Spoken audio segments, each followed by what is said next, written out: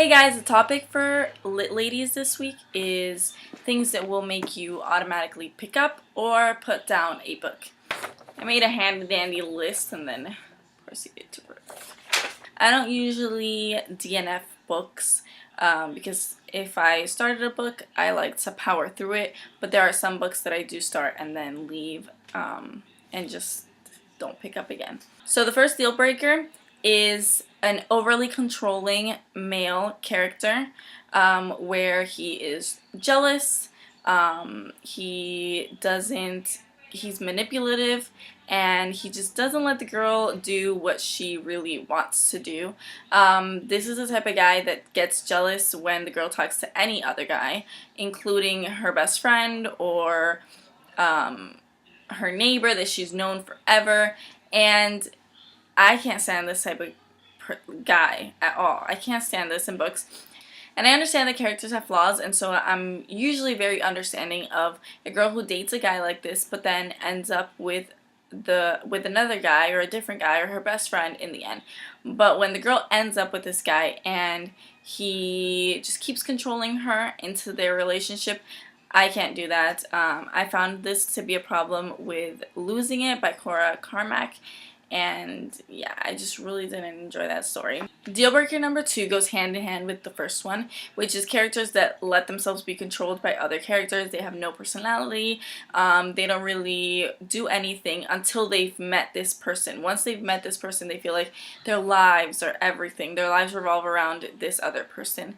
And I don't like characters like that at all. The third deal breaker is something that isn't really a deal breaker, but it does really, really bother me. That is when an author makes up a name that should be very simple and includes all these obscure letters in the name, and the name ends up being like cat, but it has like 3 Z's and a Y in it.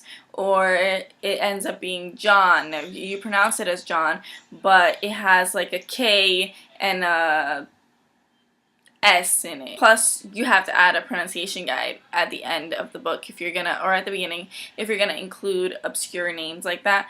But if I can't figure out and keep that name in my mind when I'm looking at the book and how it's pronounced by the first 30 pages, then that really bothers me. The fourth deal breaker is cheating in books. If the main characters are cheating on other partners in the book and that's not really addressed, or it's not really it's just brushed aside that they're cheating, like, oh, whatever, they're in love, then I have a really big issue with that, because cheating is something that I do not have tolerance for. Zero tolerance for in real life. I have zero tolerance for in books. Cheating is just a simple no. The final deal breaker I'm going to mention today is number 5, and that's when an author uses multiple point of views, but they're not distinguishable enough. So if I'm reading the book and I can't distinguish when it's one character's point of view against when it's another character's point of view, and I have to keep flipping to the front of that chapter to see whose point of view it is, that's kind of a deal breaker for me. It's just not helpful. It's not helpful to the book, and it could have been done without it. For example, in Allegiant, which I understand why it was necessary, but I wish Veronica Roth had used more distinguishable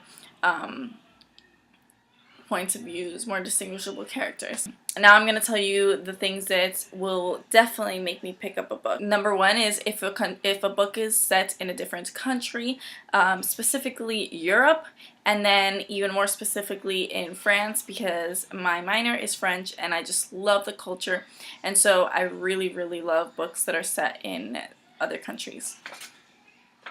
Plus, I love to travel. Number 2 is any boarding school book. If a book says it in the summary that it takes place in a boarding school, I will pick it up. Coincidentally, Anna and the French Kiss takes place in another country, in France, and it takes place in a boarding school, and it's one of my favorite books. So anything that falls into any of those 2 categories, I will definitely pick up. The third one is any mystery, any mystery. If it's a murder mystery, I will most definitely have it on my TBR. I love I love being able to try to decipher and distinguish who the killer is. I just like the thrill that comes with not knowing what's happening. I like reading them on rainy days, and I like reading them at night or in the middle of the night.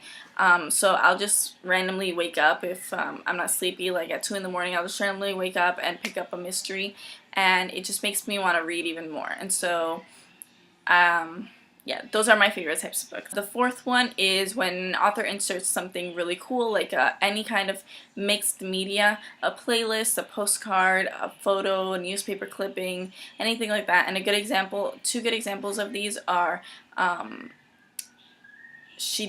Night She Disappeared by April Henry.